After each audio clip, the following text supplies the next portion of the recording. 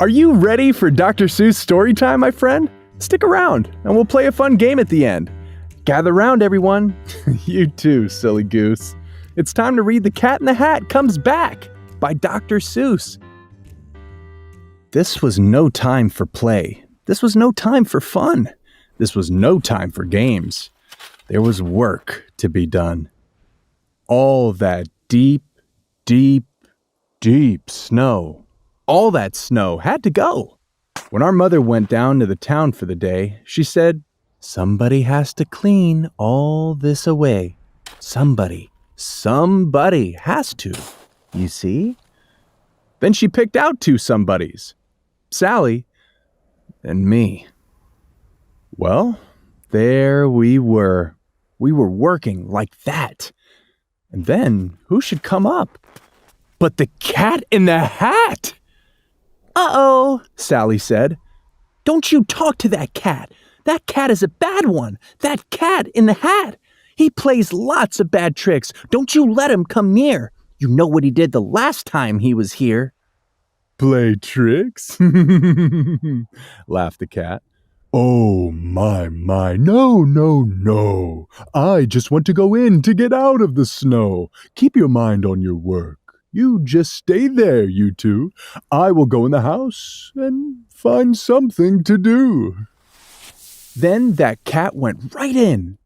He was up to no good, so I ran in after as fast as I could. Do you know where I found him? You know where he was? He was eating a cake in the tub. Yes, he was. The hot water was on, and the cold water too. And I said to the cat, "Oh, what a bad thing to do." "Oh, but I like to eat cake in a tub," laughed the cat. "You should try it sometime," laughed the cat as he sat. And then I got mad. This was no time for fun. I said, "Cat, you get out. There is work to be done. I have no time for tricks. I must go back and dig. I can't have you in here eating cake like a pig. You get out of this house. We don't want you about." Then I shut off the water and let it run out. The water ran out, and then I saw the ring. A ring in the tub. And oh boy, what a thing. A big, long, pink cat ring. It looked like pink ink. And I said, "Will this ever come off?" "I don't think." "Have no fear of that ring," laughed the Cat in the Hat. "Why, I can take cat rings off tubs just like that." Do you know how he did it? With Mother's white dress. Now the tub was all clean, but her dress was a mess. Then Sally looked in. Sally saw the dress too, and Sally and I did not know what to do. We should work in the snow, but that dress, oh, what a spot. "It may never come off," Sally said. "It may not." But the cat laughed. "Ho, I can make the spot go. The way I take spots off a dress is just so." "See here," laughed the cat. "It's not hard at all. The thing that takes spots off a dress is a wall." Then we saw the cat wipe the spot off the dress.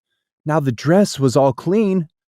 But the wall, what a mess! "Oh, wall spots," he laughed.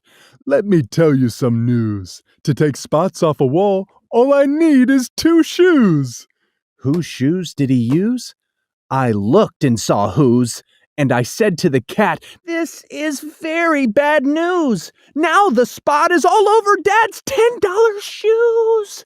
"But your dad will not know about that," said the cat. "He will never find out," laughed the Cat in the Hat.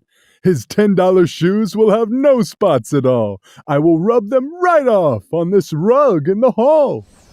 "But now we have rug spots," I yelled. "What a day! Rug spots, what's next? Can you take them away?" "Don't ask me," he laughed. "Why, you know that I can." Then he picked up the rug, and away the cat ran. "I can clean up these rug spots before you count 3. No spots are too hard for a hat cat like me." He ran into Dad's bedroom, and then the cat said, "It is good that your dad has the right kind of bed." Then he shook the rug, crack! Now the bed had the spot, and all I could say was, "Now what, cat? Now what?" But the cat just stood still. He just looked at the bed. "This is not the right kind of a bed," the cat said. "To take spots off this bed will be hard," said the cat. "I can't do it alone," said the cat in a hat. "It is good I have someone to help me," he said, "right here in my hat, on the top of my head. It is good that I have him here with me today. He helps me a lot. This is Little Cat A." And then Little Cat A took the hat off his head. "It is good I have someone to help me," he said. "This is Little Cat B, and I keep him about. And when I need help, then I let him come out." And then B said, "I think we need Little Cat C. That spot is too much for the A cat and me. But now have no fear. We will clean it away. The three of us, Little Cats B, C, and A." "Come on, take it away," yelled Little Cat A. "I will hit that old spot with this broom, do you see? It comes off the old bed. It goes on the TV." And then Little Cat B cleaned up the TV. He cleaned it with milk, put the spot in a pan, and then C blew it out of the house with a fan. "But look where it went," I said. "Look where it blew. You blew the mess out of the house. That is true. But now you made snow spots. You can't let them stay." "Let us think about that now," said C, B, and A. "With some help we can do it," said Little Cat C. Then pop, on his head, we saw Little Cat D. Then pop, pop, pop, Little Cats E, F, and G. "We will clean up that snow. If it takes us all day, if it takes us all night, we will clean it away," said Little Cats G, F, E, D, C, B, A. They ran out of the house then, and we ran out too. And the big cat laughed. "Now you will see something new." "My cats are all clever." But this did not look very clever to me. That just could not be. "All this does is make more spots," we yelled at the cat. "Your cats are no good. Put them back in your hat. Take your Little Cats G, F, E, D, C, B, A. Put them back in your hat, and you take them away." "Oh, no," said the cat. "All they need is more help. Help is all that they need, so keep still and don't yelp." Then Little Cat G took the hat off his head. "I have Little Cat H here to help us," he said. "Little Cats H, I, J, K, L, and M.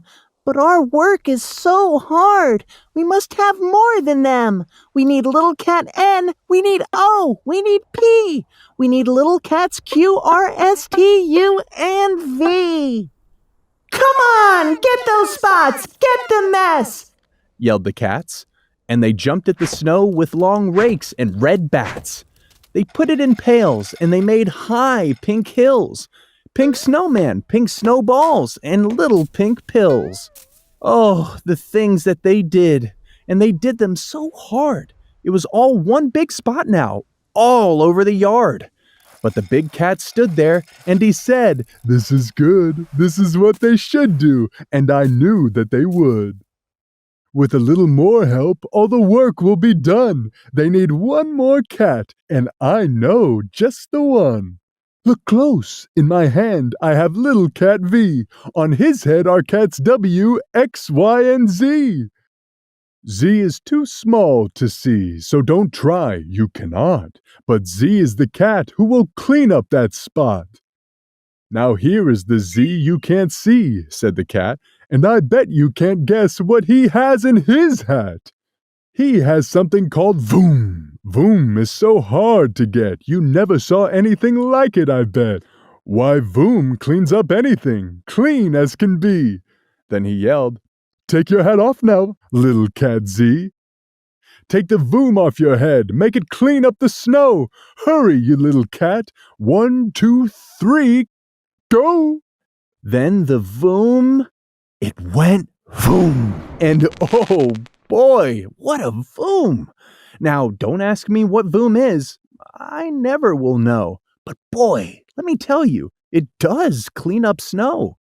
So you see, laughed the cat, now your snow is all white, now your work is all done, now your house is all right. And you know where my little cats are? Said the cat. That voom blew my little cat's back in my hat. And so, if you ever have spots now and then, I will be very happy to come here again. With little cats A, B, C, D, E, F, G, H, I, J, K, L, M, N, and O, P, and Q, R, S, T, and cat U, and cat V, and little cats W, X, Y, and Z. All right, you Dr. Seuss babies, gather around. That's right, make some room for each other. Today, we are going to have some fun learning to read with Fox in Socks. Are we all ready then? Let's start with our first word game. Do you know what this word says? Let's sound it out together. F-O-X.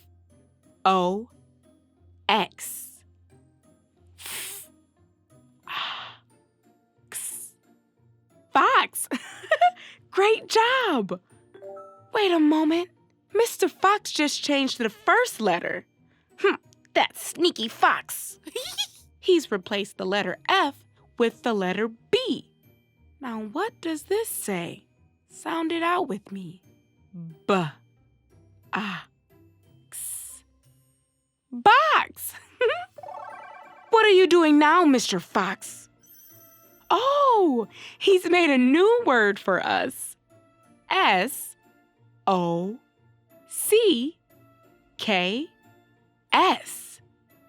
Can you say this word? Let's sound it out together, shall we? S-O-C-K.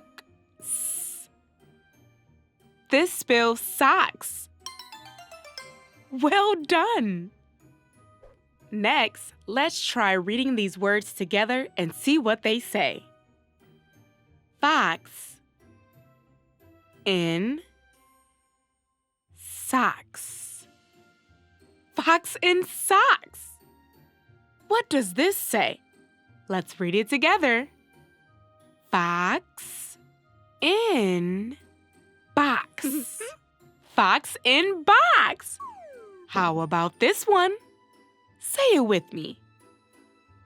Fox in socks on box. Fox in socks on box.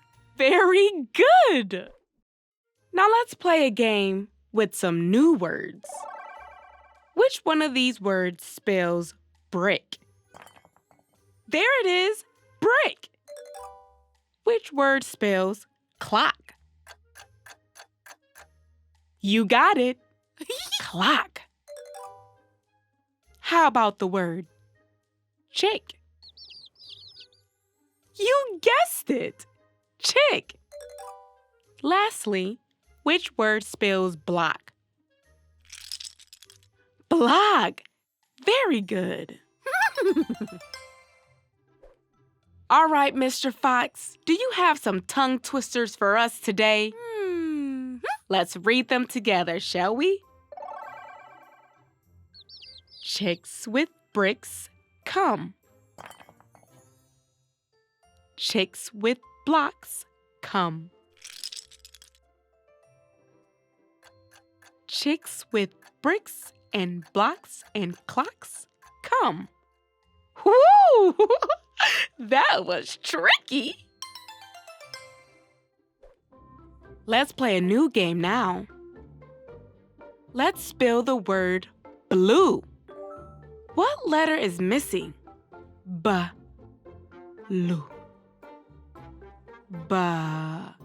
The letter B. That's right. B-L-U-E. Blue. What are you up to now, Mr. Fox? Oh, that's a good idea.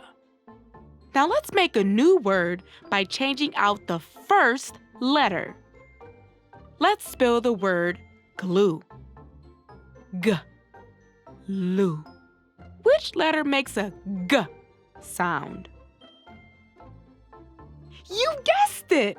The letter G. G-L-U-E.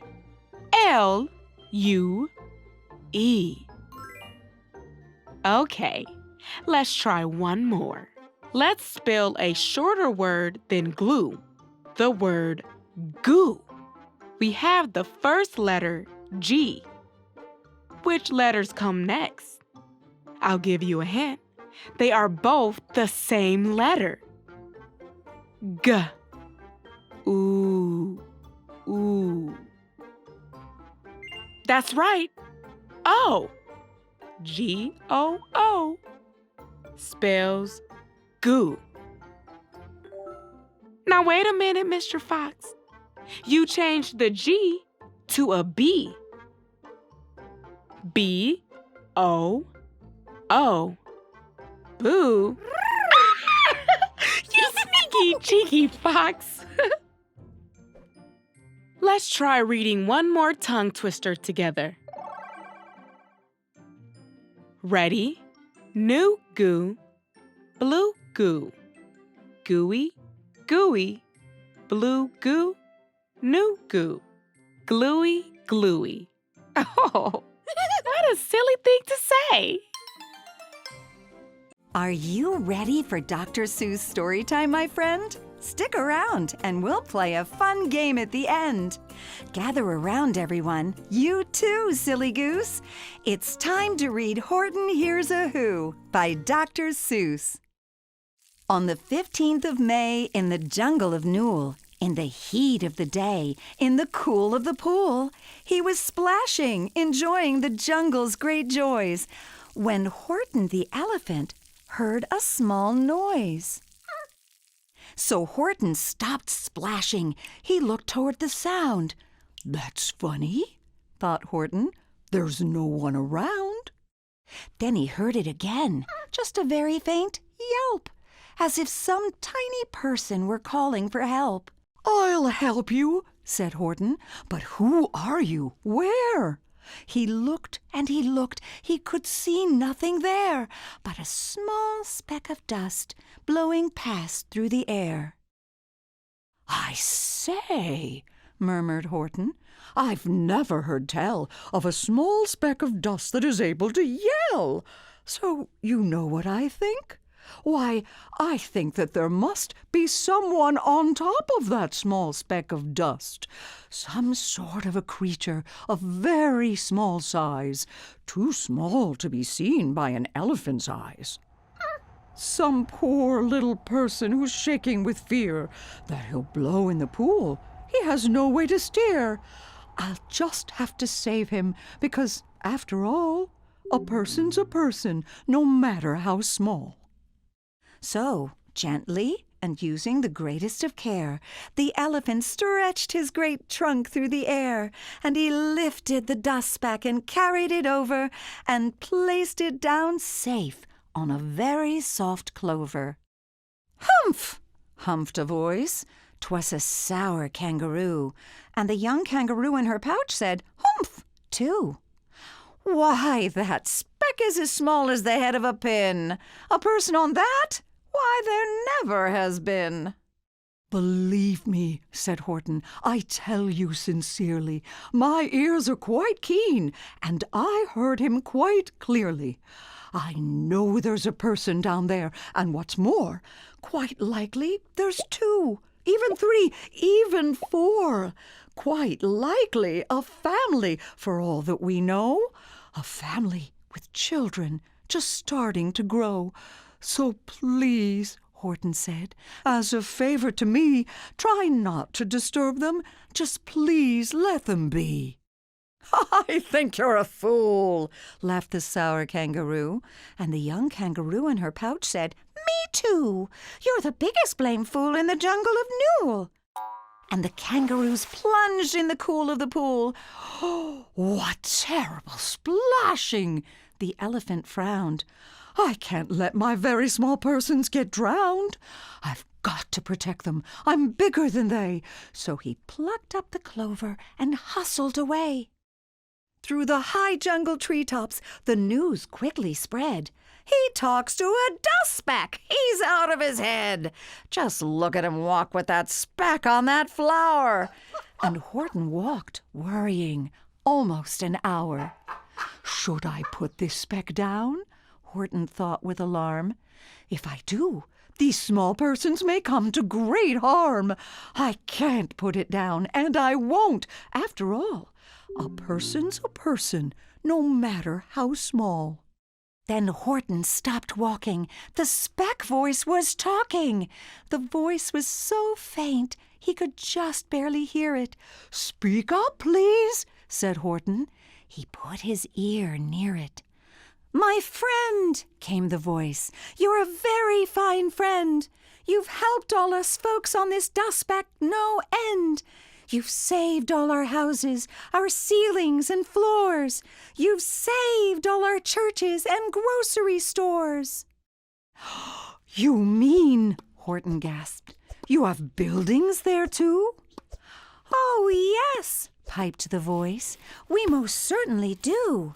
"I know," called the voice, "I'm too small to be seen, but I'm mayor of a town that is friendly and clean. Our buildings to you would seem terribly small, but to us who aren't big, they're wonderfully tall. My town is called Whoville, for I am a Who, and we Whos are all thankful and grateful to you." And Horton called back to the mayor of the town, "You're safe now. Don't worry. I won't let you down." But just as he spoke to the mayor of the speck, 3 big jungle monkeys climbed up Horton's neck. The Wickersham brothers came shouting, "What rot! This elephant's talking to Whos who are not! There aren't any Whos, and they don't have a mayor. And we're going to stop all this nonsense, so there!" They snatched Horton's clover. They carried it off to a black-bottomed eagle named Vlad Vladikoff, a mighty strong eagle of very swift wing. And they said, "Will you kindly get rid of this thing?" And before the poor elephant even could speak, that eagle flew off with the flower in his beak.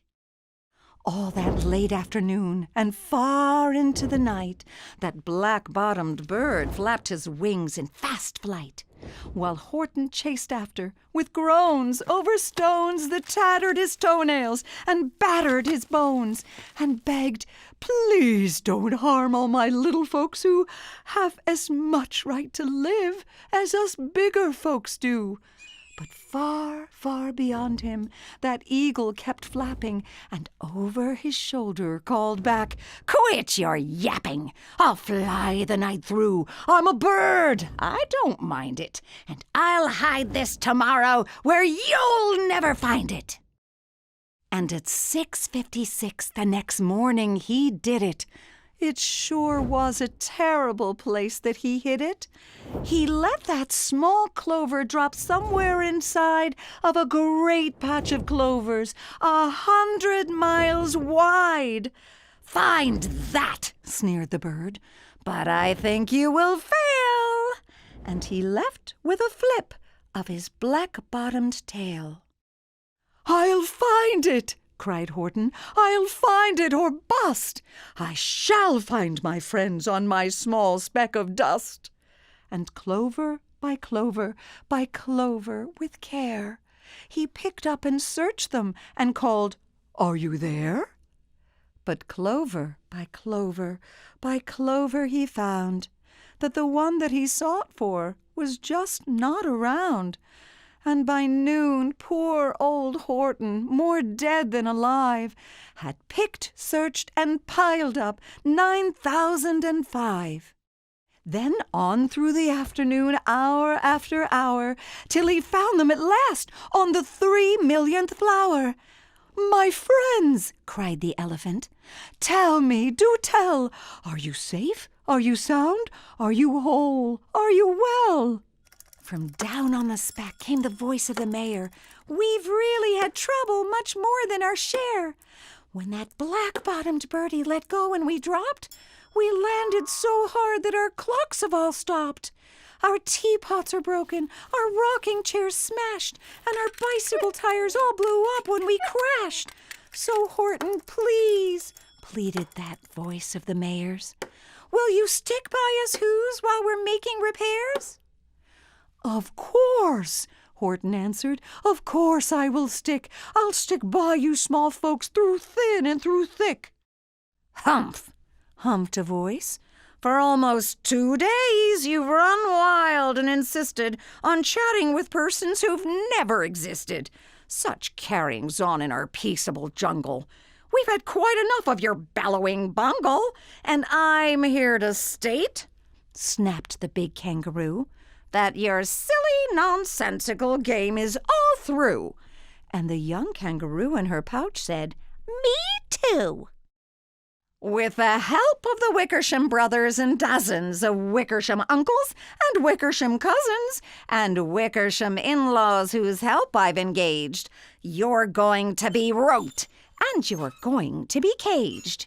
And as for your dust speck, that we shall boil in a hot, steaming kettle of bezelnut oil. Boil it? Gasped Horton. Oh, that you can't do. It's all full of persons. They'll prove it to you. Mr. Mayor, Horton called. Mr. Mayor, you've got to prove now that you really are there. So call a big meeting, get everyone out, make every who holler, make every who shout, make every who scream. If you don't, every who is going to end up in a bezelnut stew. And down on the dust speck, the scared little mayor quick called a big meeting in Whoville Town Square, and his people cried loudly. They cried out in fear, We are here! We are here! We are here! We are here! The elephant smiled. That was clear as a bell. You kangaroos surely heard that very well. All I heard, snapped the big kangaroo, was the breeze and the faint sound of wind through the far distant trees.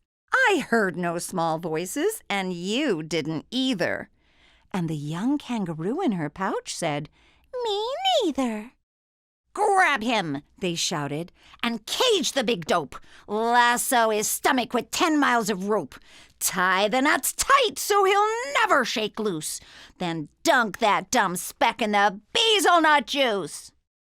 Horton fought back with great vigor and vim, but the Wickersham gang was too many for him. They beat him, they mauled him, they started to haul him into his cage, but he managed to call to the mayor, Don't give up, I believe in you all. A person's a person, no matter how small. And you very small persons will not have to die if you make yourselves heard. So come on now and try. The mayor grabbed a tom-tom. He started to smack it, and all over Whoville they whooped up a racket. They rattled tin kettles, they beat on brass pans, on garbage pail tops and old cranberry cans. They blew on bazookas and blasted great toots, on clarinets, oompas and boompas and flutes. Great gusts of loud racket rang high through the air. They rattled and shook the whole sky, and the mayor called up through the howling mad hullabaloo, Hey, Horton, how's this? Is our sound coming through? And Horton called back, I can hear you just fine, but the kangaroo's ears aren't as strong quite as mine. They don't hear a thing. Are you sure all your boys are doing their best? Are they all making noise? Are you sure every who down in Whoville is working? Quick, look through your town. Is there anyone shirking? Through the town rushed the mayor from the east to the west, but everyone seemed to be doing his best. Everyone seemed to be yapping or yipping. Everyone seemed to be beeping or bipping. But it wasn't enough, all this ruckus and roar. He had to find someone to help him make more. He raced through each building. He searched floor to floor. And just as he felt he was getting nowhere and almost about to give up in despair, he suddenly burst through a door, and that mayor discovered one shirker quite hidden away in the Fairfax Apartments, apartment 12J. A very small shirker named Jojo was standing, just standing, and bouncing a yo-yo, not making a sound, not a yip, not a chirp. And the mayor rushed inside and he grabbed the young twerp. And he climbed with the lad up the Eiffelberg Tower. "This," cried the mayor, "is your town's darkest hour. The time for all who have blood that is red to come to the aid of their country," he said. "We've got to make noises in greater amounts, so open your mouth, lad, for every voice counts." Thus he spoke as he climbed. When they got to the top, the lad cleared his throat and he shouted out, "Yop!" And that yop, that one small extra yop, put it over. Finally, at last, from that speck on that clover, their voices were heard. They rang out clear and clean, and the elephant smiled. "Do you see what I mean? They've proved they are persons, no matter how small, and their whole world was saved by the smallest of all." "How true! Yes, how true!" said the big kangaroo. "And from now on, you know what I'm planning to do? From now on, I'm going to protect them with you." And the young kangaroo in her pouch said, "Me too! From sun in the summer, from rain when it's fallish, I'm going to protect them, no matter how smallish." Are you ready for Dr. Seuss Storytime, my friend? Stick around and we'll play a fun game at the end. Gather around, everyone. You too, silly goose. It's time to read Fox in Socks by Dr. Seuss. Take it slowly. This book is dangerous. Fox, socks, box, knocks. Knocks in box, fox in socks. Knocks on fox in socks in box. Socks on knocks and knocks in box. Fox in socks on box on knocks. Chicks with bricks come, chicks with blocks come. Chicks with bricks and blocks and clocks come. Look, sir, Mr. Knox, sir. Let's do tricks with bricks and blocks, sir. Let's do tricks with chicks and clocks, sir. First, I'll make a quick trick brick stack. Then I'll make a quick trick block stack. You can make a quick trick chick stack. You can make a quick trick clock stack. And here's a new trick, Mr. Knox. Socks on chicks, and chicks on fox. Fox on clocks, on bricks and blocks. Bricks and blocks on knocks on box. Now we come to ticks and talks, sir. Try to say this, Mr. Knox, sir. Clocks on fox tick. Clocks on knocks talk. 6 sick bricks tick. 6 sick chicks talk. Please, sir, I don't like this trick, sir. My tongue isn't quick or slick, sir. I get all those ticks and clocks, sir, mixed up with the chicks and talks, sir. I can't do it, Mr. Fox, sir. I'm so sorry, Mr. Knox, sir. Here's an easy game to play. Here's an easy thing to say. New socks? Stu's socks? Whose socks? Sue's socks. Who sews whose socks? Sue sews Sue's socks. Who sees who sew whose new socks, sir? You see Sue sew Sue's new socks, sir. That's not easy, Mr. Fox, sir. Who comes? Crow comes. Slow Joe Crow comes. Who sews Crow's clothes? Sue sews Crow's clothes. Slow Joe Crow sews whose clothes? Sue's clothes. Sue sews socks of fox in socks now. Slow Joe Crow sews knocks in box now. Sue sews rose on Slow Joe Crow's clothes. Fox sews hose on Slow Joe Crow's nose. Hose goes, rose grows. Nose hose goes some. Crow's rose grows some. Mr. Fox, I hate this game, sir. This game makes my tongue quite lame, sir. Mr. Knox, sir, what a shame, sir. We'll find something new to do now. Here is lots of new blue goo now. New goo, blue goo, gooey, gooey, blue goo, new goo, gluey, gluey. Gooey goo for chewy chewing. That's what that goo goose is doing. Do you choose to chew goo too, sir? If sir, you, sir, choose to chew, sir. With the goo goose, chew, sir. Do, sir. Mr. Fox, sir, I won't do it. I can't say it. I won't chew it.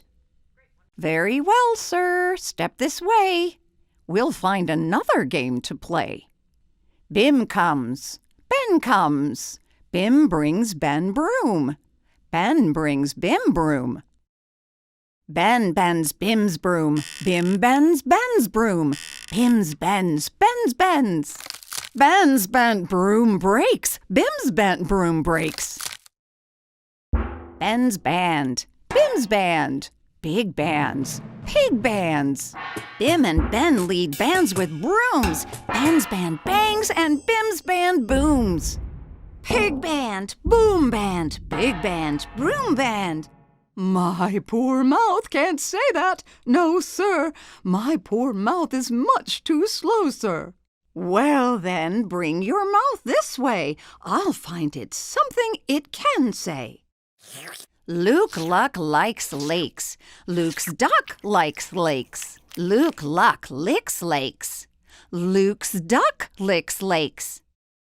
Duck takes licks. In lakes, Luke Luck likes. Luke Luck takes licks in lakes Duck likes.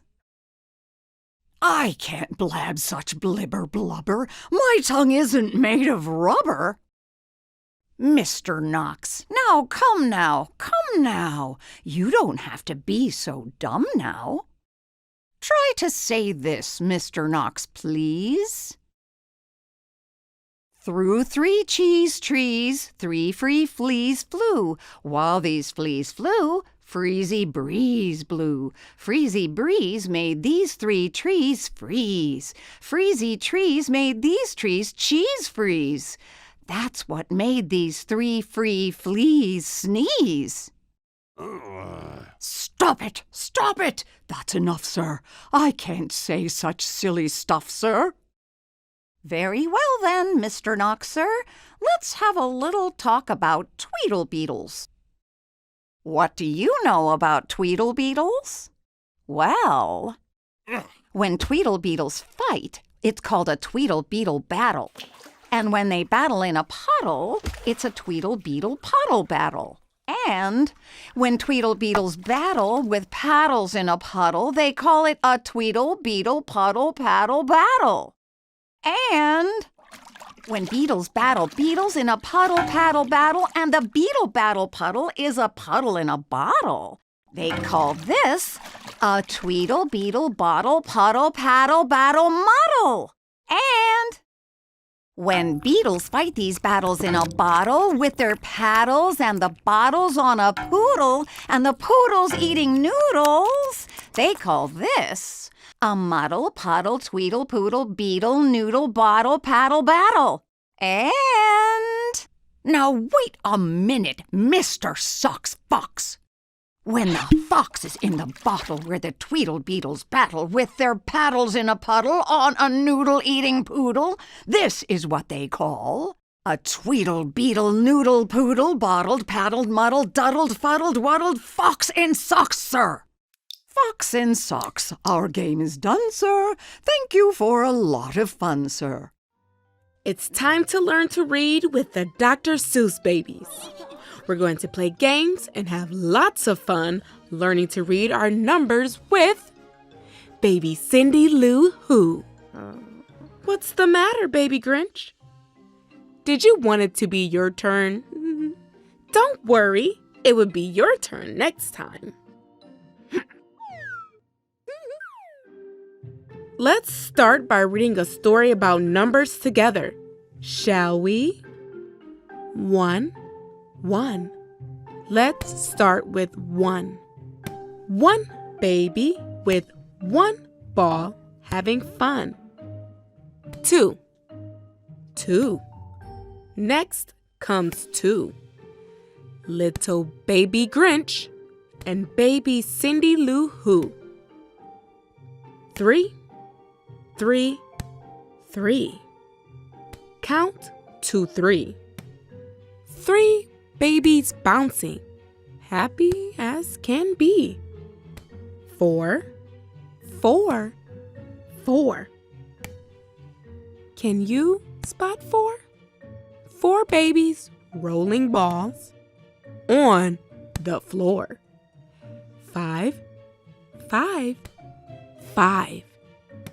Do you see 5? 5 babies bouncing. 1 takes a dive. Oh dear. Are you okay? Ta-da! Way to go. Now let's play some reading games to learn our words for numbers. How many babies do you see? That's right, 1. The number 1 looks like this. Now, let's spell the number 1 with letters. O, N, E. 1. One baby. Oh, another baby. It's all right. You can come join us. Hello, baby Grinch. It's good to see you. How many babies do you see now? 1, 2. 2 babies. The number 2 looks like this. Let's spell the number 2 together. T, W, O. 2. 2 babies. Well done. Wow! Look at all these balls bouncing. Let's count them. 1, 2, 3. Let's spell the number 3. T, H, R, E, E. 3. 3 balls. Oh, what's this? It's another ball. How many balls do we see now? 1, 2, 3, 4. Let's spell the number 4. F, O, U, R. 4. 4 balls. Well done. Wait, another one? There's so many now. Can you help me count them? Let's do it. 1, 2, 3, 4, 5.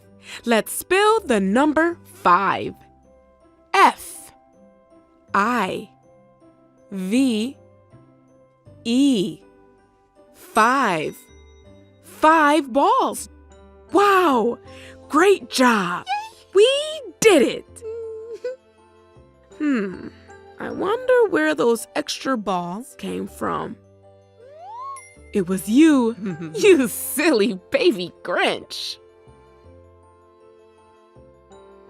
Let's play one more word game. Baby Cindy Lou Who has one ball. Do you remember which word spells one? One. Great job. Now how about the number 2? 2. Yes, 2. Where's the word 3? 3. There it is. How about 4? 4. You guessed it. Lastly, how about 5? 5. That's right, 5. Great job. Well, wasn't that fun learning how to read numbers? Click on the next video if you want to play some more reading games with us. See you soon!